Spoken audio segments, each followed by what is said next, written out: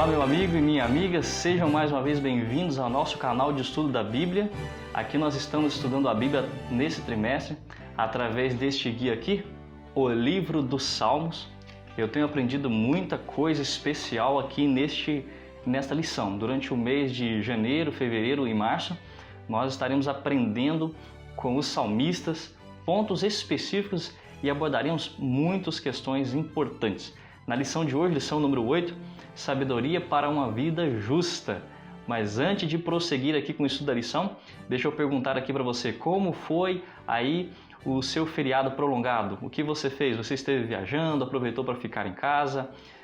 Eu aproveitei para ficar em casa, organizar algumas ideias, revisar alguns projetos, colocar alguma coisa no papel, adiantar o meu trabalho e também aproveitei para ler alguns livros. E você? O que você fez aí? Você esteve em algum retiro espiritual da igreja, algum acampamento? Você aproveitou para conhecer lugares especiais, fazer amigos? Você aprendeu alguma coisa nova sobre Deus neste fim de semana, nesses retiros espirituais, nesses momentos que nós tivemos aí de folga da labuta do trabalho? Conte para mim, eu gostaria de saber, de conhecer um pouco mais você e de saber um pouco mais do que você fez. Coloque aqui nos comentários como foi o seu feriado prolongado, tá bom? Nós vamos para a nossa lição que tem como título Sabedoria para uma Vida Justa. Esse tema da Bíblia é um dos que mais empolga, é um dos que faz o meu coração palpitar, arder, ficar motivado, porque uma das coisas que eu sempre gostei muito de estudar sobre a sabedoria divina. A sabedoria ela é diferente, sabe, de conhecimento. Sabedoria é diferente de conhecimento. O texto aqui para memorizar, ensina-nos a contar os nossos dias para que alcancemos um coração sábio.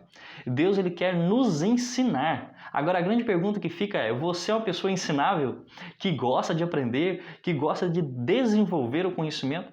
O propósito de Deus para a nossa vida é que todo o nosso campo do desenvolvimento harmônico fosse progressivo, que pudesse ser desenvolvido nossos aspectos mentais, espirituais, intelectuais, para desenvolvermos e utilizarmos todas as nossas faculdades para a honra e glória do Senhor. Já imaginou você poder desenvolver o máximo as suas capacidades mentais, físicas, espirituais, intelectuais para poder servir o Mestre?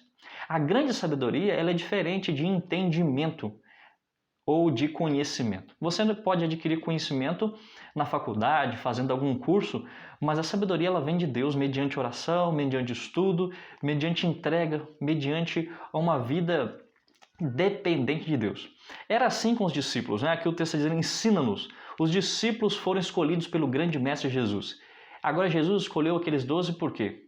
Parece que diante da humanidade eles não tinham assim a sabedoria, parece que eles não tinham capacidade ou habilidades próprias, mas Deus viu neles que eles eram ensináveis. Eles estavam aptos a aprender e dispostos a colocar em prática aquilo que o Mestre lhes ensinava. Para eles foi um grande privilégio serem chamados pelo Mestre para serem os apóstolos, os discípulos. Então, um ponto importante que a lição aqui de sábado vai trabalhar para nós é essa questão de Deus estar nos dando conhecimento e esse conhecimento precisa ser recebido da nossa parte de uma maneira empolgante, de uma maneira animada, né? Agora, como nunca antes, precisamos conhecer a verdadeira ciência da educação. Se nós falharmos nisso, jamais teremos lugar no reino dos céus. Está ali no livro Mente, Caráter e Personalidade. Aqui a nossa lição disse assim, se os filhos de Deus derem ouvidos à instrução e à admoestação divina, a fé deles será purificada e a sua confiança no Senhor será fortalecida. A confiança ao ser fortalecida pelo estudo da Bíblia, pela fé que é desenvolvida. A sabedoria para uma vida justa, ela é adquirida através da dinâmica da vida com Deus em meio à tentação e desafio. Assim, a oração para que Deus nos ensine a contar os nossos dias a fim de que possamos ter um coração sábio. Deus ele quer ensinar você. E imagine comigo a seguinte ilustração. Uma professora, né, da educação infantil, do ensino fundamental 1, prepara toda uma matéria. Ela detalha ali todos os pontos, todas as facetas, ela detalha todos os passos metodológicos, ela trabalha todo o conteúdo, ela faz um projeto de aula, apresenta, prepara o seu semanário, apresenta para a coordenadora e ela tem um único objetivo, que é levar conhecimento aos seus alunos, fazer com que eles se desenvolvam, que eles cresçam, que eles aprendam, porque o aprendizado e o conhecimento ele é libertador e ela prepara então toda uma aula ela gasta ali 4 ou 5 horas preparando a sala. E ela, toda animada, vai para a sala de aula querendo apresentar agora o conteúdo, despejar o conhecimento na mente dos alunos. Mas quando ela chega em sala de aula e ela começa a desdobrar o seu plano de aula para ensinar os alunos, de repente ela percebe que há uma certa indisposição dos alunos em querer aprender. Há um desprezo, um descaso daquilo que a professora tem para aprender. E ela tenta, em meio ao barulho, em meio às peraltices dos alunos, a apresentar o seu conteúdo, mas mais um dia de aula se acaba. E ela volta para casa frustrada, porque ela preparou todo o conteúdo, ela dedicou-se ali várias horas do seu dia com a sua família, ela se dedicou de tempo com o esposo, de tempo de lazer, para preparar uma boa aula. Mas, infelizmente, os alunos não reconheceram, desprezaram, fizeram descaso daquilo que ela tinha para apresentar. Já imaginou? Deus ele tem detalhado todos os pontos metodológicos para apresentar para você a salvação, a graça, para desenvolver o seu conhecimento. Mas muitas vezes a pergunta que fica é: eu e você temos dedicado tempo para conhecer aquilo que Deus tem apresentado para nós? Deus tem se revelado através da Bíblia, a maior revelação, né? A revelação de Deus específica, a revelação de Deus especial através de seu Filho encarnado na Terra, na raça humana, a revelação geral de Deus mediante a natureza. Você está disposto a conhecer mais de Deus? Então, como eu posso ter, pastor Anderson, sabedoria para viver uma vida justa? E aqui a parte de domingo vem trazendo a resposta para nós quando nós guardamos no nosso coração a palavra de Deus. Nós vamos aqui para o Salmo 119. E aqui traz alguns versos especiais em específico que eu gostaria de ler com vocês.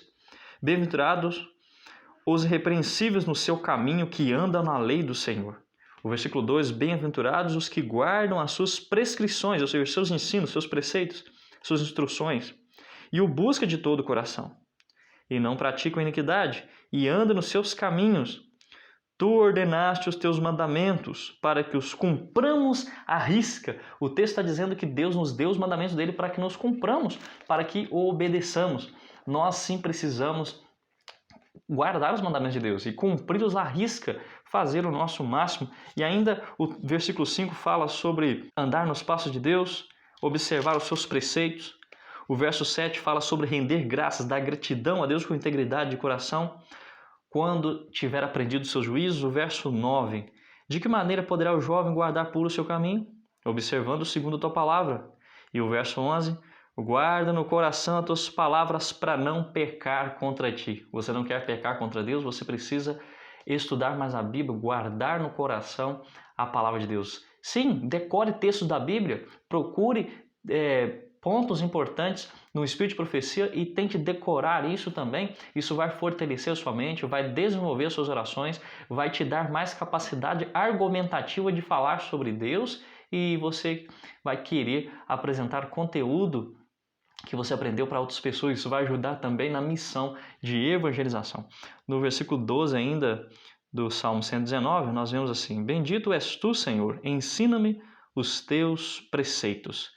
Vai se repetir ao longo de todo o capítulo a questão da instrução, do preceito, da advertência, do conhecimento, da guarda dos mandamentos de Deus. E o verso 15 fala assim: meditarei nos teus preceitos, e as tuas veredas terei respeito, terei prazer nos teus decretos, e não me esquecerei da tua palavra. Você precisa ter prazer no conhecimento de Deus, no conhecimento bíblico, e esse prazer vai trazer a verdadeira sabedoria para você e para mim, né? Quando Deus criou Adão e Eva, eles eram cheios da glória de Deus, e eram pessoas que tinham ali o caráter do Senhor em sua própria vida. Quando Romanos, lá no capítulo 3, diz assim que destituídos estamos da glória de Deus, está se referindo que nós, por causa do pecado, perdemos ali o caráter de Deus. Nós somos antes criados à imagem e semelhança de Deus no início. E Deus quer novamente nos restaurar a sua imagem e a sua semelhança. Isso que é o grande propósito da vida, o grande objetivo da educação, o grande ponto da sabedoria. Alguém certa vez disse assim para mim: o Anderson, o que você será daqui a 5 anos vai depender da quantidade de livros que você ler de hoje daqui até lá. Outra pessoa já disse assim: as pessoas podem tirar de você o dinheiro, o recurso financeiro que você adquiriu, o seu carro e sua casa podem ser roubados, mas aquilo que você adquire através da oração, da leitura, o conhecimento que vem de Deus, esse ninguém pode tirar de você, porque esse te acompanha até o túmulo. Você precisa crescer no conhecimento de Deus. Ainda aqui no Salmo 119, nos sugere ler aqui os versículos 161 até o 168. Eu separei alguns versos especiais, por exemplo, o verso 164 e o verso 165 diz assim: 7 vezes no dia eu te louvo pela justiça dos teus juízos. E aí, quantas vezes você louva a Deus? Em oração, em cântico? Você faz o culto familiar? Aqui na minha casa nós temos o costume de fazer o culto familiar todas as manhãs, a ler um texto da Bíblia, cantar um hino juntos, orarmos juntos, nem que se isso demore apenas 5 minutos, 3 minutos. Não podemos sair de casa sem fazer o culto familiar. Louvo ao Senhor 7 vezes, olha só que incrível, que magnífico. O verso 165 diz: grande paz tem os que amam a tua lei, para eles não há tropeço. Você quer que todos os embaraços e tropeços da sua vida sejam reduzidos a nada? Então você precisa seguir o que está aqui escrito. Guarde os mandamentos e a lei de Deus e você terá grande paz. As coisas que para os outros é um tropeço na vida, não será de maneira nenhuma um tropeço para você. E aqui nos diz que a vida de fé, ela é mantida andando na lei do Senhor. Envolve a busca de Deus de todo o coração, de uma forma irrepreensível, um viver justo, imaculado, sem defeito, que é aceitável diante de Deus. Uma vida dedicada a Deus também é um caminho da perfeição, indicando que a pessoa assume a direção correta na vida e que é agradável a Deus, né? Deus, quando criou Adão e Eva, Ele fez eles de forma perfeita, mas isso não queria dizer que eles não iriam crescer e se desenvolver cada vez mais. Eles sim poderiam ser melhorados, aperfeiçoados, poderiam ser desenvolvidos na perfeição. Assim como eu e você precisamos também ser desenvolvidos na perfeição. Quer ver? Eu anotei alguma coisa muito importante que gostaria de trazer aqui para vocês. E aqui está o livro Educação, na página 15, diz assim: restaurar no homem a imagem de seu autor, levá-lo de novo à perfeição em que fora criado, promover o desenvolvimento do corpo, do espírito e alma, para que pudesse realizar o propósito divino da sua criação. Tal deveria ser a obra da redenção. Este é o objetivo da educação, o grande objetivo da vida. O verdadeiro conhecimento vem de Deus, restaurar no homem a imagem e semelhança do Senhor. E quando se fala de sabedoria, em quem está contido toda a sabedoria do mundo? Eu separei alguns textos aqui para ler com você, em Colossenses, no capítulo 2, o finalzinho do versículo 2, versículo 3, diz que e eles tenham toda a riqueza da forte convicção do entendimento, para compreenderem plenamente o mistério de Deus, que é quem? É Cristo, em quem todos os tesouros da sabedoria e do conhecimento estão ocultos. Todos os tesouros do conhecimento e da sabedoria estão ocultos em Jesus Cristo e na vida com Ele. Você não irá adquirir sabedoria mediante estudos. Será que o conhecimento ele é adquirido através da experiência? Será que pessoas idosas é que realmente têm a sabedoria? Olhem só, o livro de Jó, no capítulo 12, versículo 12, diz assim: está a sabedoria com os idosos e na longevidade o entendimento? Não. Com Deus está a sabedoria e a força, e Ele tem o conselho e Ele tem o entendimento. Olhem só que coisa magnífica. O temor do Senhor é o princípio da nossa sabedoria. E é por isso que a lição está falando disso aqui, de sabedoria verdadeira. Ainda Mateus ali diz no capítulo 22, verso 37, que nós precisamos amar a Deus de todo o nosso coração, de toda a nossa alma, de todo o nosso entendimento. Quanto mais nós entendemos sobre Deus, quanto mais conhecemos os pontos elementares da fé, quanto mais temos largueza de mente, mais nós adoramos ao Senhor de todo o nosso coração. Mais o Senhor fica feliz com a nossa entrega, com a nossa busca constante. Nós precisamos buscar o Espírito Santo em nossa vida. Como Cristo demonstrou o poder da palavra de Deus em sua vida, o que isso nos diz sobre o poder de um coração determinado a obedecer à lei de Deus? Você e eu sabemos que Jesus venceu as tentações ali no deserto, durante o tempo que ele estava se preparando.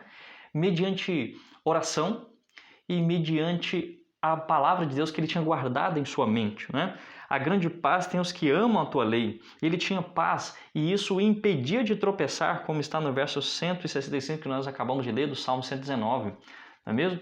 Então, como devemos guardar os mandamentos de Deus e que bênçãos advém disso? Pergunta número 1, a resposta é de todo o coração, com todo zelo, com disposição em aprender dele, com interesse. Você precisa ter interesse no conhecimento. As bênçãos que advêm a paz, a alegria, a plena gratidão e viver com prazer. E com isso você vai adquirir uma vida satisfeita, uma vida de paz, uma vida de paz. Parte de segunda-feira traz o título Ensina-nos a contar os nossos dias. Leia Salmo 90, 102, 103. Qual é o dilema do ser humano? Vamos abrir aqui? Salmo 90, nós vamos ler aqui alguns textos. O verso 4, pois 1000 anos aos teus olhos são como o dia de ontem que se foi, e como a vigília da noite. Agora, o Salmo 102 trouxe aqui no versículo 11 o seguinte texto: como a sombra que declina, assim os meus dias, e eu me vou secando como a relva. Então nós vemos também no Salmo 103 falando, nós somos pó, somos a relva como a flor do campo. E ainda nós podemos ver que todos esses textos falam sobre a transitoriedade, a brevidade da vida. Somos como o capim, como a relva que existe, como a grama, como o mato, né? Que depois de um tempo ele se seca e não serve para nada a não ser para ser jogado no fogo. Serve ali como para você fazer um chumaço, pegar um chumaço e acender ali, quem sabe, uma fogueira. O que é a vida? Comparado com Deus? Para Deus, 1000 anos é como uma vigília da noite. Para Deus, a nossa vivência de 70, 80 anos é algo muito transitório, algo muito pequeno, algo muito fugaz. E isso tudo nós temos na nossa vida por causa dos efeitos do pecado, não é mesmo? Eu me lembrava aqui dos costumes dos egípcios. Os egípcios, eles tinham o costume de mumificar os grandes faraós e ali embalsamava o corpo, colocava dentro de uma esfinge de ouro e colocava essa esfinge de ouro dentro ali de uma pirâmide, e eles então acreditavam que com isso, passando por todo esse processo, eles iriam alcançar a eternidade, eles iriam passar ali de fases, atravessar novas dimensões e com isso obteriam a vida eterna. Mas nós sabemos que não é assim. Essa terra é passageira. Os caminhos desse mundo, eles não duram, não são permanentes. Aqui diz assim que a sabedoria da Bíblia descreve não apenas inteligência, mas reverência a Deus.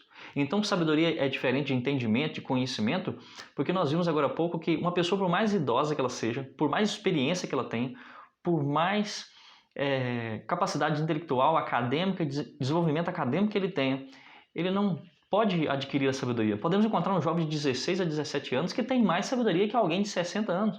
É claro que isso não é tão comum, mas isso é verdadeiro. A sabedoria de que precisamos é de como contar os nossos dias.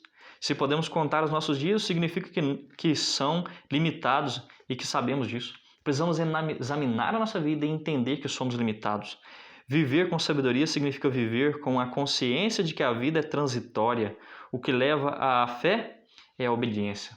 O que vai levar você a ter fé é uma vida de obediência na presença de Deus. Essa sabedoria é adquirida somente pelo arrependimento, pelos dons divinos do perdão, a compaixão e a misericórdia.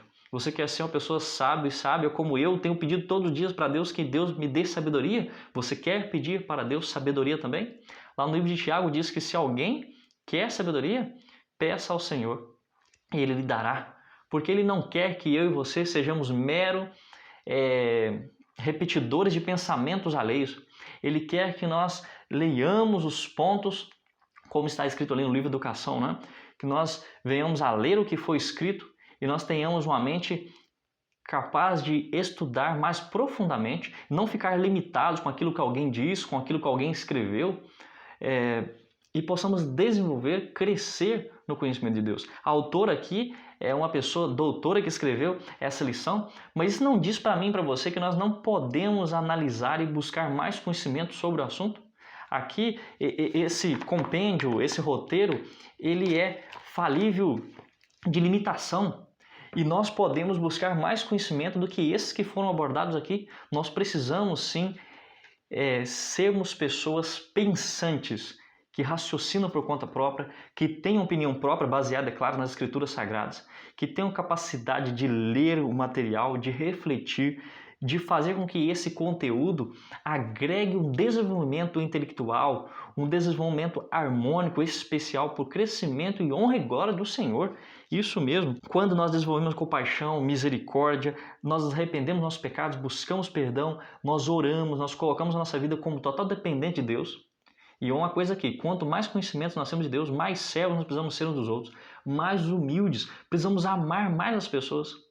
Meu amigo e minha amiga, você precisa aprender a amar as pessoas, a amar o seu cônjuge, amar os seus filhos, demonstrar amor em casa, demonstrar amor com as pessoas que vivem ao seu redor. Essa é a verdadeira sabedoria, não é? Se falharmos em aprender isso, jamais teremos lugar no reino dos céus. Nosso problema fundamental não decorre do fato de que somos criados como seres humanos, mas do pecado e do que este operou em nosso mundo. Seus efeitos devastadores são vistos em todos os lugares e em todas as pessoas.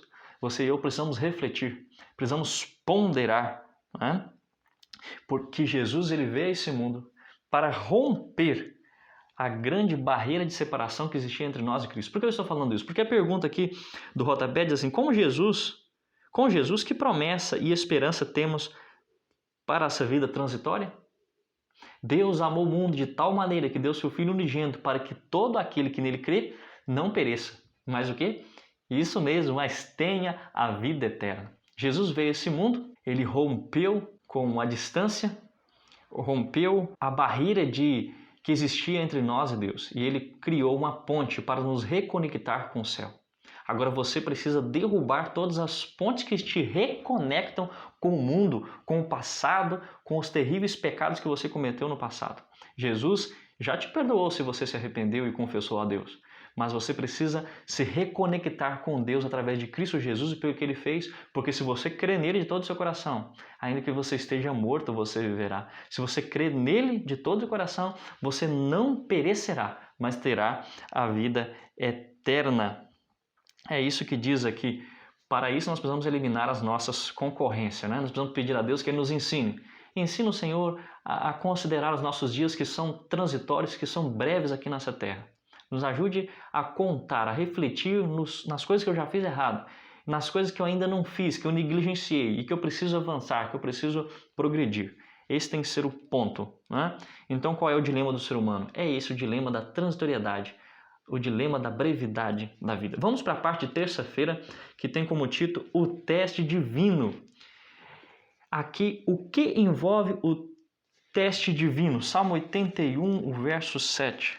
O verso 7 diz assim, clamaste na angústia e te livrei. Do recôndito do trovão eu te respondi e te experimentei junto às águas de Meribá. Ouve, povo meu, quero exortar-te, ó Israel, se me escutaste.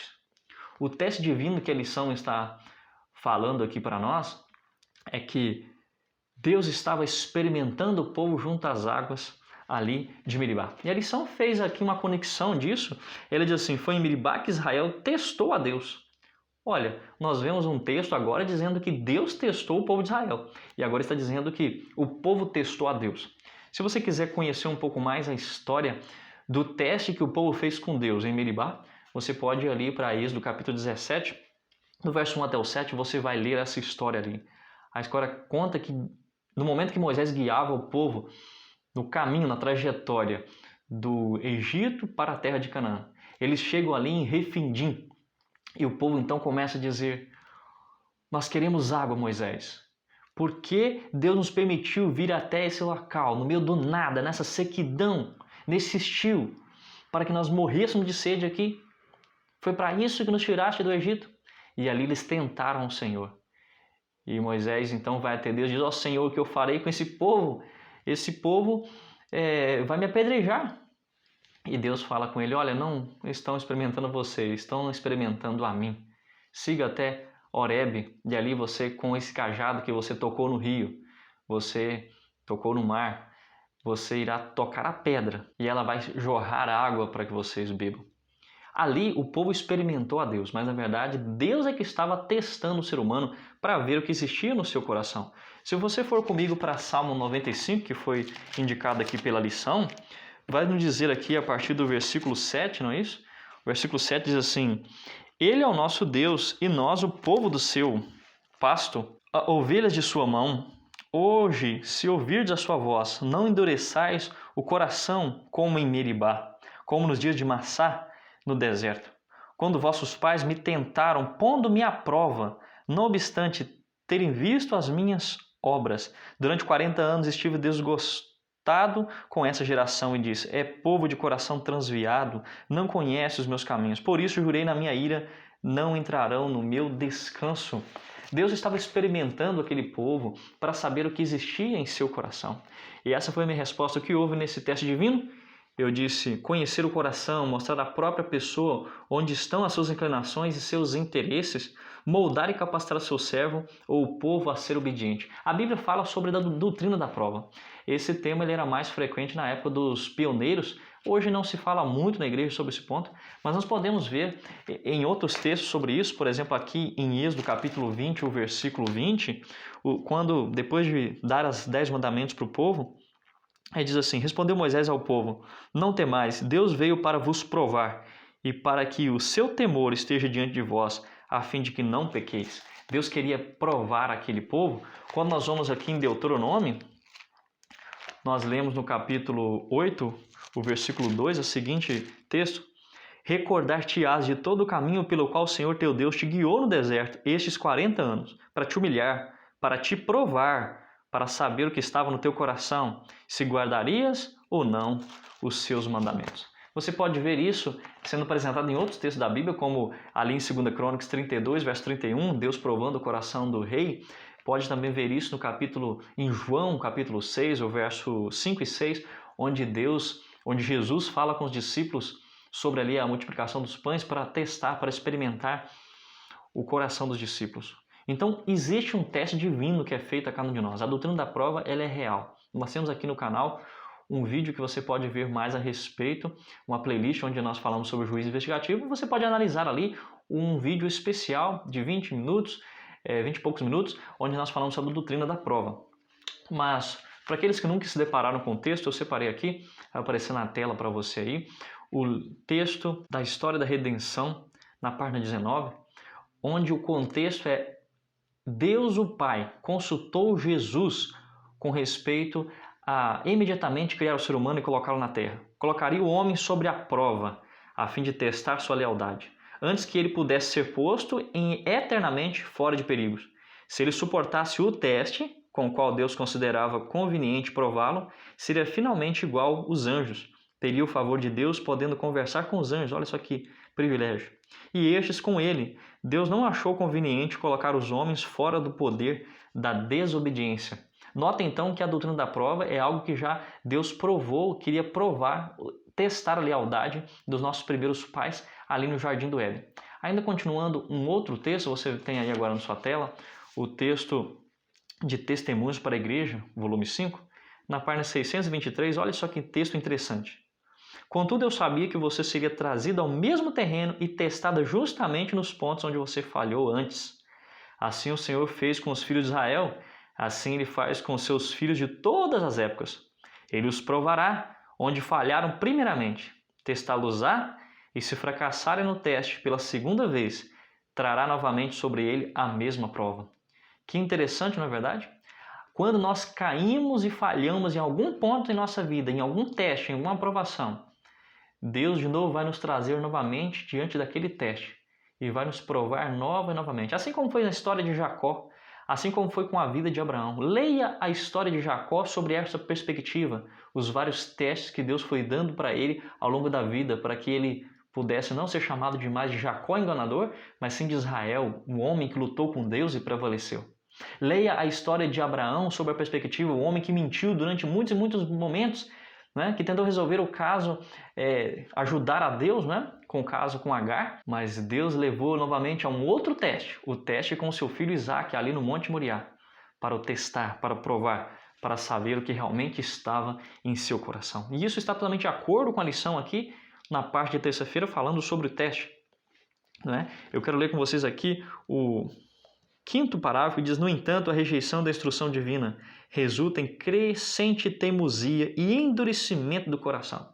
Existem muitas pessoas que Deus vai impressionando com o Espírito, vai tocando, vai direcionando aquela pessoa a uma vida mais correta, mostrando o seu pecado, dizendo que ele tem que abandonar aquele estilo de vida.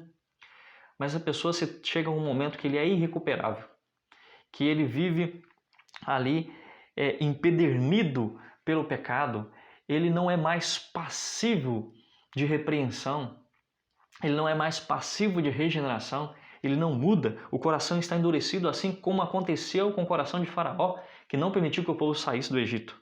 Ainda o texto continua dizendo: Deus requer pronta e incondicional obediência à sua lei. Os homens, porém, estão adormecidos ou paralisados pelos enganos de Satanás, que sugere desculpas e subterfúgios. Muitas vezes a pessoa ela é admoestada pela Bíblia, pelo ancião da igreja, pelo pastor, mas em vez de ser ali obediente àquele ensino, o texto diz que ele se torna uma pessoa que é adormecida e paralisada pelos enganos de Satanás. E que ele começa então a criar desculpas, a subterfúgios para desculpar os seus erros. Né? Ele vence os escrúpulos dizendo, como dissera a Eva no jardim: é certo que não morrerás. A desobediência não só endurece o coração e a consciência do culpado, mas tende também a corromper a fé dos outros. Aquilo que a princípio se lhes afigurava muito errado, gradualmente perde esse aspecto, por estar constantemente perante a pessoa, até que finalmente ela duvida de que ser de fato pecado e cai inconscientemente no mesmo erro. Você se depara com um pecado e você diz: nossa, pelo que o senhor está aprendendo na Bíblia, é errado ver isso, comer aquilo, é errado falar essas palavras, viver em fofoca é errado. Mas à medida que vai passando o tempo, você vai lidando tanto com o pecado e o coração vai sendo corrompido, e isso faz com que você também corrompa a fé dos outros e distancie outras pessoas de Deus. E o texto diz aqui que a princípio que você achava que era errado, gradativamente isso vai sendo atenuado, vai sendo minimizado. E nós começamos agora a achar que não tem problema, né? Finalmente duvida de que de fato aquilo fosse pecado. Com a lição nós vemos isso, uma pergunta pessoal aqui. Você tem percebido o fato de que o pecado endurece o coração humano? Alguma vez você sentiu que seu coração estava endurecido por algum ponto, mas que a graça de Deus o alcançou e você conseguiu ver a tempo o caminho errado que estava seguindo? Por que esse pensamento deveria nos levar à cruz, na qual podemos encontrar poder para obedecer? Em Cristo nós encontramos força porque Ele nos dá auxílio que vem do trono da graça. Na parte de quarta-feira, avançando aqui, o engano do caminho perverso. Leia Salmo 141, pelo que o salmista ora. Olha aqui, Salmo 141. Senhor, a Ti clamo, dá-te pressa em me acudir. Inclina os ouvidos à minha voz quando te invoco. Suba à Tua presença a minha oração, como incenso, e seja o erguer de minhas mãos como oferenda vespertina. Põe, Senhor, guarda, Senhor, a minha boca e vigia a porta dos meus lábios. Não permita que o meu coração se incline para o mal, para a prática da perversidade, na companhia de homens que são malfeitores, e não coma eu das suas iguarias. Olha, Senhor, coloca a guarda sobre a minha boca. Proteja o meu coração, não permita que o meu coração se incline para o mal. Que eu não venha buscar o conselho dos ímpios, que eu não me assente à roda dos escarnecedores, como vai dizer aqui na próxima pergunta, né? Mas lendo aqui ainda a pergunta 4, pelo que o salmista ora, ele diz, Senhor, ele ora pedindo a Deus que ponha guarda em sua boca, que o seu coração não se incline para o mal, que ele seja repreendido pelo Espírito Santo constantemente, e que ele se guarde, que ele seja guardado de pecar contra Deus, de praticar o pecado. Você e eu precisamos pedir ao Espírito Santo que ele nos ajude a desenvolver os frutos do Espírito Santo, que nós desenvolvamos os seus frutos e possamos rejeitar a natureza carnal, a natureza caída e buscar a vontade de Deus. E não ficar justificando os nossos erros, não é mesmo?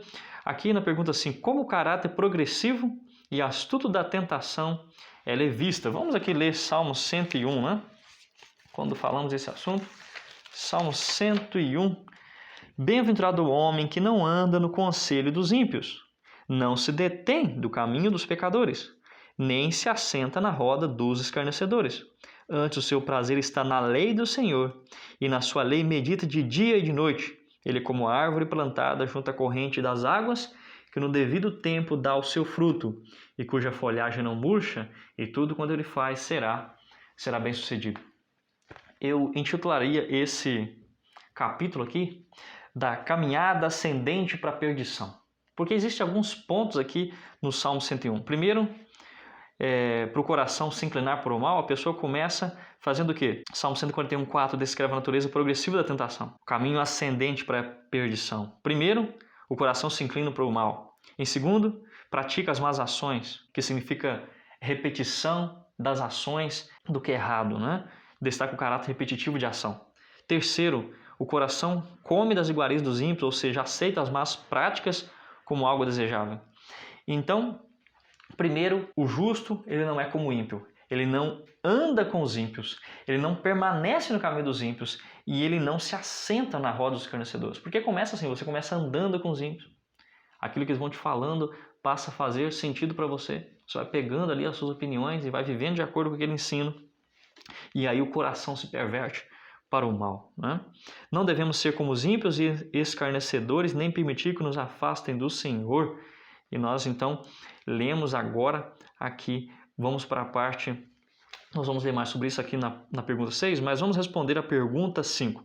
Como o caráter progressivo e a astuta tentação é visto? Eu respondi assim, elas vai aos poucos atenuando, minimizando o mal. O pecado é visto como algo inofensivo e passa a ser comum e passa a ser algo desejável, né? É isso que nós vimos aqui na parte de terça e na parte de quarta-feira. Agora a parte de quinta-feira, bênçãos da vida justa.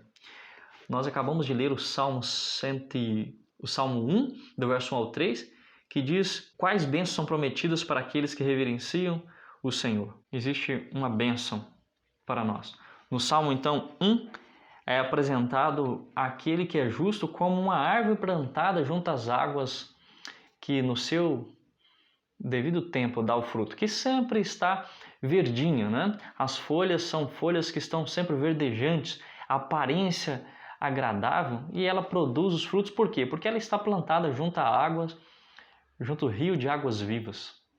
Eu me lembro que quando eu fazia teologia, eu sou de Minas Gerais, e eu saía da zona da mata de Minas Gerais para viajar ali para o Nordeste, onde está um instituto, a Faculdade Adventista da Bahia, FADBA, antigo IAN.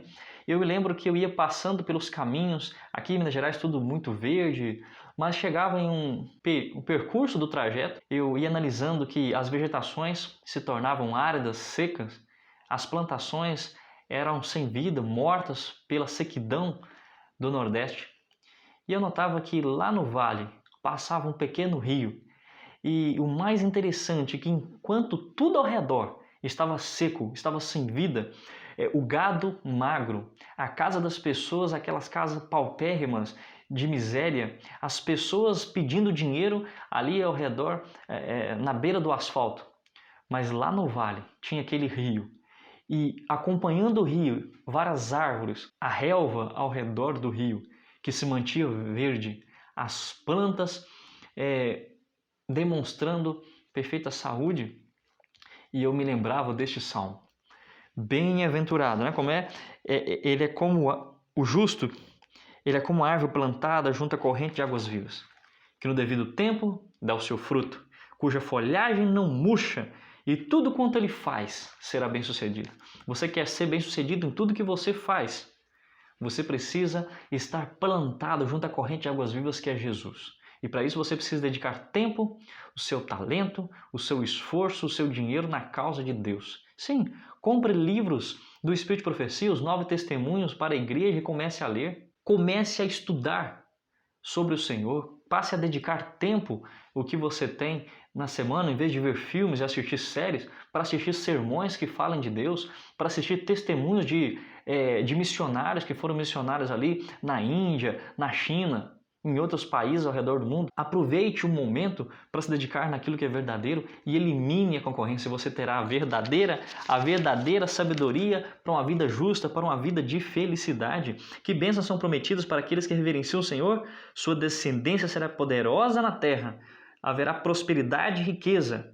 E ele não será abalado, não terá temor, porque ele tem o coração bem firmado no Senhor, que dará para ele o grande objetivo, que é a vida eterna. O grande objetivo da verdadeira educação é restaurar no homem a imagem daquele que o criou, é restaurar ou levá-lo de novo à perfeição. Lembre-se disso que nós lemos no livro Educação, tá bom? Ao contrário dos ímpios, retratados como joio, sem estabilidade, sem lugar nem futuro, os justos são como árvore frutífera com raízes, tendo um lugar perto de Deus e vida eterna. Quando você busca conhecimento de Deus, quando você ora mais, quando você vai mais à igreja, quando você assiste coisas espirituais como eu acabei de orientar aqui, você vai fixando as suas raízes no solo, como uma árvore. Quando vem a tempestade, ela pode ser sacudida de um lado para o outro, mas ela não será de modo nenhum abalada. Ela não será arrancada porque tem suas raízes profundas no Senhor. Agora, os ímpios não são assim. Os ímpios são transitórios, não têm estabilidade, são como o joio, não vão a lugar algum, não são bem-sucedidos, não produzem frutos, não têm paz e não têm felicidade, né? Na Bíblia, a herança dos santos é chamada de pátria. Ali o pastor celestial conduz seu rebanho às fontes de água viva. A árvore da vida produz seu fruto de mês a mês. Imagine eu e você no reino dos céus, né? Quando a cidade santa vai descer para a terra e nós estabeleceremos a nossa vida aqui, porque os mansos herdarão a terra. Nós iremos reger sobre todas as nações, teremos autoridade sobre as nações, como é descrito ali em Daniel capítulo 7. Sim, ali nós poderemos estabelecer nossas moradias, mas uma vez por mês estaremos ali na grande Jerusalém, a cidade celestial, para comermos o fruto da árvore da vida que se dá mês a mês, para termos eternidade. E as folhas da árvore são para a saúde das nações. Existem rios sempre a fluir, claros como cristal. E ao lado deles a árvore, agitando-se suavemente, projetam sua sombra sobre os caminhos preparados para os resgatados do Senhor. Ali as extensas planícies se expandem na direção de lindas colinas, e as montanhas de Deus erguem seus majestosos cumes.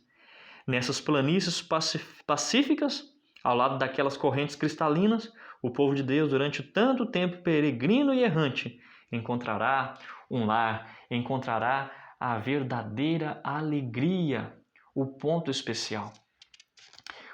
Ter a vida justa não é uma vida de tédio, não é uma vida sem sentido, não é uma vida sem graça, mas uma vida alegre e feliz. Nós podemos ver isso terminando aqui na parte de sexta-feira, que diz: hoje, obter sabedoria parece não ser tão desejável quanto alcançar a felicidade. As pessoas estão buscando felicidade e não sabem que se estivessem buscando sabedoria, como resultado disso, encontrariam felicidade. Buscam felicidade em coisas, em questões terrenas, transitórias, passageiras, onde a traça e a ferrugem destroem, consomem. Mas nós precisamos obter a verdadeira sabedoria. A sabedoria, o temor do Senhor é o princípio para se ter sabedoria. A sabedoria plena e verdadeira, meu querido amigo e amiga, produz um eterno peso de glória muito excelente. A verdadeira sabedoria, ela é desejável ao entendimento e ela traz paz. Imagine você em um mundo onde tudo está sendo destruído ao redor, onde pessoas estão sendo destruturadas, onde as pessoas estão oprimidas, angustiadas, aflitas, mas você está em paz, com um estado de espírito pleno. Você está satisfeito verdadeiramente no Senhor, porque você buscou a sabedoria e como resultado disso veio a felicidade. As pessoas preferem ser felizes a serem sábias. No entanto, podemos ser felizes e ter vida plena sem sabedoria divina? Não. De maneira nenhuma. Os salmos dizem que não. A boa notícia é que não precisamos escolher entre sabedoria e felicidade, porque a sabedoria divina, ela traz felicidade plena para mim e para você. Muitas pessoas estão dedicando todo o seu tempo, toda a sua energia em conseguir dinheiro, porque acham que através do dinheiro terão coisas. Mas lembre-se, o dinheiro pode comprar para você uma casa aconchegante e confortável, mas não pode te dar um lar, porque lar se constrói com abnegação, com amor mútuo, cedendo aos caprichos do coração e do orgulho, fazendo que o ambiente seja um ambiente agradável. Muitas pessoas pensam que o dinheiro pode comprar uma boa cama, cara, que tenha capacidade de te dar, quem sabe, um bom descanso. Mas uma boa cama, o dinheiro pode comprar uma boa cama, mas não pode comprar para você uma boa noite de sono. Ele pode comprar inúmeros livros e você ter uma estante repleta e bonita, mas não pode comprar para você conhecimento. O dinheiro pode comprar o sexo, mas não pode comprar para você o perfeito e genuíno amor. O dinheiro pode comprar o sangue, mas não pode te dar vida. O dinheiro pode comprar para você um relógio caro, mas não pode te dar o tempo. O dinheiro pode te dar muitas coisas, mas não pode te dar aquilo que é essencial para a vida. Então preste atenção, meu querido irmão e minha querida irmã. Sabedoria e felicidade não são conceitos abstratos, mas uma experiência real. Elas são encontradas no relacionamento com Deus, que consiste em reverenciá-lo, em louvá-lo, em adorá-lo, em encontrar força nele, porque ele vai penetrar no mais profundo da sua alma e vai fazer você sentir prazer nas coisas de Deus. Você vai dar fruto. Por acaso você está passando um momento em sua vida onde tudo que você faz não está sendo bem sucedido? Ei, quem sabe isso não é uma maneira de Deus estar permitindo tudo isso acontecer na sua vida para dizer para você, você está indo no caminho errado. Que tal parar, voltar no ponto de planejamento e analisar quais têm sido os seus reais propósitos da vida? O real propósito da nossa vida deve ser exaltar aquele que nos arregimentou. Porque como diz lá em 2 Timóteo, capítulo 2, versículo 4, o principal projeto e propósito do soldado que foi alistado para a guerra é agradar aquele que o alistou. Você tem agradado o Senhor? Quando agradar ao Senhor, Ele vai satisfazer os desejos do seu coração. Que Deus abençoe você e que você seja iluminado pelos altos céus e você busque a verdadeira ciência da educação, que é ser sábio na presença de Deus. E você será uma pessoa sábia. Que o eterno, poderoso Deus te abençoe. Nós nos encontramos na semana que vem.